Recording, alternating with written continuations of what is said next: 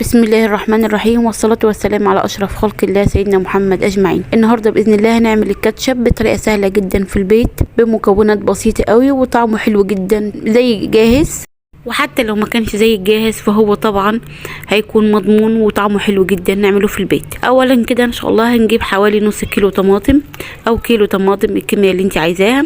هنضربها في الخلاط وهنضيف عليها 4 مكعبات بنجر عشان اللون يبقى احمر جميل معانا. وهنبدا هنا نصفيهم بمصفى عشان نطلع اي بذور واي قشر من الطماطم. وبعد ما نصفيها هنزلها على النار وهنضيف عليها نص كوبايه سكر وكوبايه الا ربع خل، وهنضيف معلقه ملح صغيره ومعلقه كبيره توم باودر وبصل باودر.